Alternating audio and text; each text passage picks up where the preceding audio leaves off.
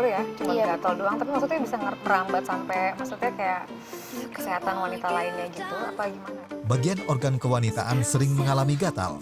Benarkah pertanda infeksi berbahaya? itu biasanya terjadi kalau misalnya memang ada infeksi, kemudian infeksi itu sudah merambat ke naik ke atas, Maksudnya ke katakanlah rahim? ke rahim. Sembuh dari sakit, ternyata tubuh belum sepenuhnya optimal.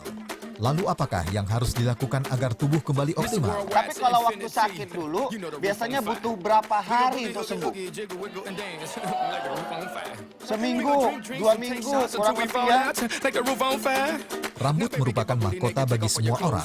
Namun sering bergonta-ganti produk hairstyling menyebabkan rambut Anda rusak. Perbaiki dengan masker mayones. Ternyata kandungan mayones ini bisa sebagai minyak alami, lalu juga bisa sebagai protein tambahan untuk rambut.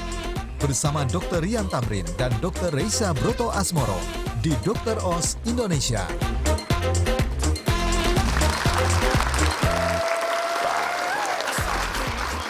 Wah, senang sekali rasanya hari ini Dokter Indonesia kedatangan tamu spesial, seorang Gita Sinaga. Thank you.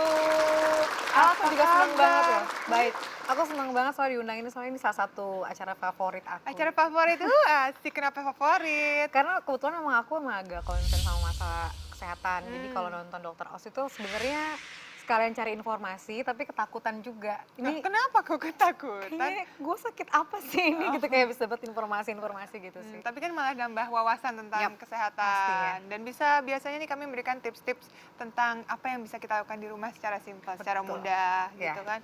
Dan sebagai wanita nih, kita kan tetap harus menjaga kesehatan kita, terutama di area kewanitaan.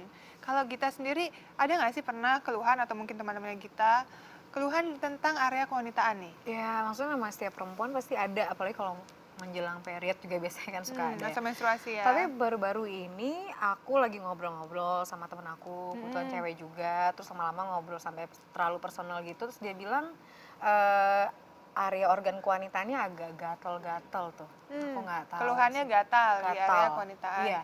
Wah, kalau membicarakan tentang gatal nih, sering kita kaitkan dengan yang utama pastinya kebersihan. Kebersihannya. Kebersihan di area intim kewanitaan itu menjadi hal yang paling penting dan harus dijaga. Dan kalau mau tahu lebih lanjut nih, saya sudah ada seorang narasumber di sini, Oh, oke. Dr. Yulia Siskawati. Yuk kita ke sana yuk. Siap. Hai dok, Halo, apa kabar? dokter, apa kabar? Kabar baik Mbak Gita. Dokter Yulia sebagai seorang dokter spesialis kulit dan kelamin, tentu yang namanya keluhan dari masyarakat nih ya, terutama pasien, mengenai area kewanitaan yang gatal, mungkin cukup umum gitu jumpa ini ya. Iya betul. Jadi memang gatal di area kewanitaan ini memang menimbulkan rasa atau sensasi pengen menggaruk ya. Kenapa sih bisa begitu? Banyak hal yang bisa menjadi penyebab, nggak cuma satu hal saja, dan harus diwanti-wanti juga kalau misalnya kita biarkan itu juga akan menimbulkan efek lebih lanjut gitu.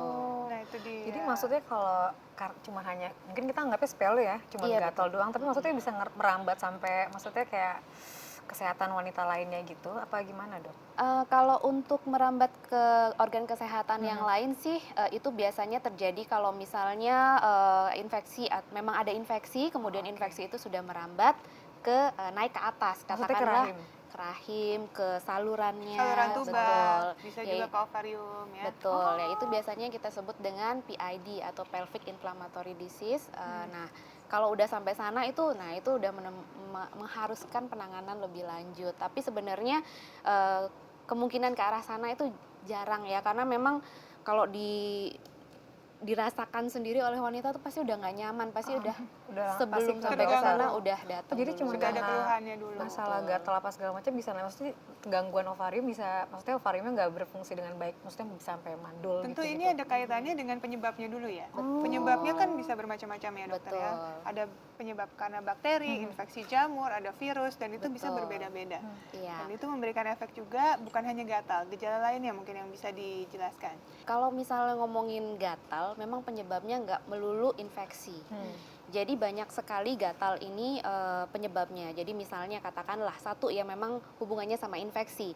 Biasanya infeksi ini keluhan lainnya ada keputihan, kemudian ada kadang-kadang merah dan basah gitu. Kemudian warna keputihannya pun juga nggak normal gitu, misalnya kental banget, kemudian apa namanya Berwarna warna kehijauan, kuningan kadang-kadang gitu ya. betul kekuningan, berbusa, dan bau itu yang biasanya ngeganggu banget. Nah kemudian yang kedua selain ngomongin keputihan suka ada yang tadi saya bilang rashnya bisa merah. Nah itu kita ngomongin infeksi ya, tapi di luar infeksi sebenarnya ada yang lain lagi. Misalnya nih ada iritasi di area lipat Kewanitaan ya. paha dan area sekitar kemaluannya. Nah, Iya, itu iya. juga bisa menimbulkan rasa gatal. Iritasi ini ya itu biasanya terjadi karena ada gangguan pada fungsi kulitnya. Fungsi kulitnya terganggu, katakanlah ini misalnya kulit Ini ya. penampang kulit ya. Katakanlah ini kulit, nih kulitnya, kemudian katakanlah ini kulitnya nggak normal. Nah, nggak normal itu apa? Dia misalnya retak-retak gitu. Retak-retak itu kenapa sih? Nah itu bakat masing-masing orang dan gimana perawatan sehari-harinya. Katakan Ada yang misalnya kering kulitnya. betul, kering itu misalnya datangnya dari mana? Mungkin dari mandi air panas keseringan. Atau sabunnya yang Sabun salah itu ya, bisa yang yang cocok ya. salah. Oh, air panas udah Kemudian- bikin kering ya? Kalau terlalu sering Terlalu betul. sering. Nah, kemudian garukan sendiri kadang-kadang juga memperparah. Nah, kemudian kalau misalnya ada lewat bahan iritasi, contoh bahan iritasi misalnya nih pada saat kita menggunakan pakaian yang Pakaian paling dalam simpel ya? betul, pakaian dalam, yang paling simpel tuh keringat. Keringat itu di dalam diri kita mungkin dikenali dengan baik, dia tidak akan menimbulkan iritasi, tapi begitu dia keluar dan biasanya dia bercampur dengan bakteri, kemudian belum lagi wangi-wangian yang nempel di pakaian. Nah, itu saat lewat lagi di permukaan kulit yang celah-celah itu yang retak-retak itu akan kemungkinan bisa Masuk ke dalam pori-pori Betul. kulitnya. Ini yang dianggap benda asing sehingga jadi sel-sel radang yang tadinya diem di pembuluh darah anteng aja itu keluar menuju Muncul ke sana untuk iritasi. musil. Maka- Oke, di sini sudah ada penampang kulit nih ya, Dok ya. Mhm. Lalu apa kaitannya antara pakaian dalam dengan yang ada di kulit kita menyebabkan iritasi nih, Dok? Iya, kalau yang tadi saya jelaskan masalah kulit retak, katakanlah ini kulitnya sudah retak-retak ya, Sudah kering tadi sudah ya. kering, jadi retak, gampang sekali masuk. Nah kalau kita ibaratkan nih, misalnya ini kulit, kemudian ini katakanlah keringatnya ya, ups, ya Ini katakan kulit keringat, kita sedang berkeringat, kemudian Kemudian, basah ya. betul, kita salah menggunakan jenis bahan Pakaian pakaian dalam. dalam. Katakanlah kita pakai yang nggak bisa menyerap keringat nih, yang tidak bisa menyerap air. Contohnya dua hal ini.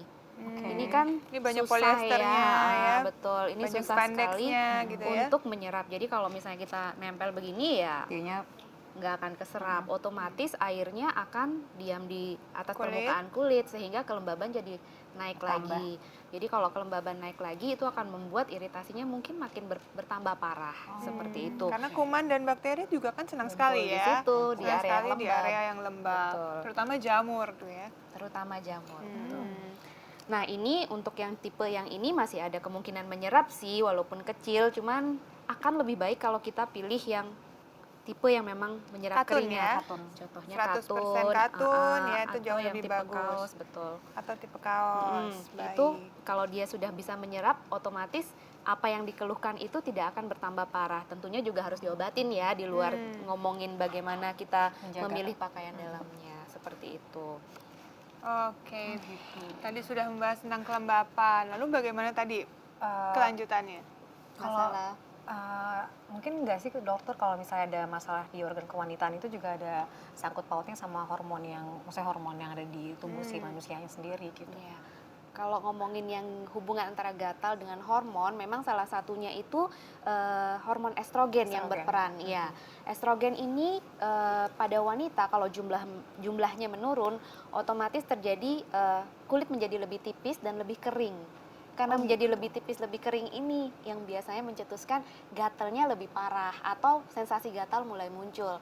Biasanya estrogen yang menurun ini biasanya pada Premenopause ya? betul, premenopause, pada saat menopause, atau beberapa literatur yang bilang itu menjelang prapubertal. Prapuber juga terjadi. Iya, bisa Itu makanya terjadi. remaja bisa terjadi, orang dewasa lanjut juga bisa. Tapi kalau misalnya kayak seumur-umur saya gini, berarti nggak memungkinkan hormon estrogen menurun. Kecuali ada penyakit yang memungkinkan hormon estrogen Oh, turun. ada faktor Iya, gitu. itu Ada di luar faktor ngomongin di luar. penyakit lain itu. Baik. Itu Lalu bisa cara saja. penanggulangannya juga harus diperhatikan ya. Selain menjaga kebersihan tadi, menggunakan pakaian yang baik, Menjaga ya, kelembaban. menjaga betul. kelembaban dengan mengganti pakaian dalam Pakaian dalam sebaiknya memang diganti kalau misalnya dalam keadaan normal ya mungkin sekitar 6-8 jam oke ya. Tapi kalau misalnya dalam keadaan bermasalah sebaiknya lebih sering. Jadi harus bawa spare pakaian dalam tuh. Oh, berarti Kadang-kadang suka menggantinya dengan panty liner. Nah, itu Iya, sebenarnya tidak terlalu disarankan. Bukan solusi. Bukan Oh, solusi gitu. untuk jika memang terjadi masalah ya. Karena panty liner sendiri juga kadang-kadang kalau dilihat-lihat di baliknya itu plastik gitu. Nah, Iya, memang betul. itu Bisa harus saja hati-hati. menyimpan kelembapan juga. Ya, meningkatkan lagi humidity. Dan kelembapan. tentunya dengan pengobatan dari dokter. Betul, itu Ya. penting. Bagi pemirsa di rumah juga misalnya Anda mengalami keluhan gatal, tadi syarat pertama jangan malah digaruk-garuk terus. Betul ya? Betul. Karena kalau digaruk-garuk terus malah tambah Tambah iritasi. iritasi, tambah rusak permukaan kulit, fungsi kulitnya jadi otomatis menurun. Jadi apa-apa Jadi yang tahan aja, lewat, ditahan aja. iya. Mungkin ditepuk-tepuk ringan, Iya. jangan sampai luka. Tapi jangan salah, kalau tepuk-tepuk ringan tuh kadang-kadang membuat sensasi gatalnya Malah Makin bertambah. bertambah. Betul. Jadi serba salah ya. Serba salah. Jadi memang kalau Harus langsung memang diobatin. seperti ini, yang pertama yang bisa kita lakukan adalah memilih pakaian dalam yang nyaman, sirkulasinya harus bagus supaya dia tidak lembab. Jangan bosan Kemudian mengganti. Jangan bosan mengganti. Kemudian saat selesai buang air kecil atau buang air besar, tolong dilap, dikeringkan, pastikan itu kering karena begitu dia basah mulailah digatelnya. Oh, gitu. saya juga pernah ngobrol sama dokter. Jadi kalau nggak salah juga menggunakan tisunya nggak boleh yang terlalu lembut ya dok ya? Betul. Mesti yang agak tisu keras gitu kan? Iya, yang memang untuk toilet. Jadi Iya. kalau misalnya terlalu tipis kadang suka nempel. Nempel. Nempel, basah. Wah, media buat kuman tumbuh lagi. Tumbuh tuh. lagi. Gatal lagi, tidak Gatal selesai-selesai lagi. akhirnya infeksinya. Betul. Padahal solusinya adalah dengan pengobatan dari dokter juga, dan diobatinya bukan sembarangan. Tergantung dari penyebabnya itu tadi. Jadi harus ada, dilihat dulu gatalnya disebabkan oleh apa, penanganannya pun akan berbeda. Jika disebabkan oleh bakteri, tentu akan berbeda jika disebabkan oleh jamur dan lain sebagainya. Oke, cara yang nggak baik nih untuk menghindari terjadinya infeksi lagi. Oke, untuk menghindari terjadinya infeksi sebenarnya sama, kurang lebih sama dengan apa yang mau kita bantu untuk menyembuhkan. Jadi yang pertama selalu jaga kebersihan area V, pasti. Kemudian jaga kelembabannya, karena kita kan tinggal di negara tropis ya, otomatis kelembabannya udah tinggi. Jadi kita harus jaga supaya kelembabannya tidak bertambah lagi. Kemudian jenis pakaian dalam, kemudian sirkulasinya tuh mesti bagus banget dan jaga supaya tetap kering gitu. kering ya. Kemudian yang lain lagi mungkin selain buang air kecil, buang air besar itu juga harus dipastikan bahwa tetap kering. Yang lain lagi mungkin pemilihan kalau misalnya ingin pakai panty liner sebaiknya jangan. Nggak usah, ya. Kalau memang dibutuhkan banget silakan. Tapi kalau Tapi memang tetap harus diganti ya 3-4 kali sehari itu Betul. minimal untuk mengganti panty liners dan liners. juga mengganti pakaian dalam Anda. Iya, betul sekali. Baik, terima kasih banyak Dokter Yulia atas informasinya. Terima kasih dokter. Baik pemirsa, setelah ini masih banyak informasi menarik lainnya, jadi jangan kemana-mana, tetap di Dokteras Indonesia.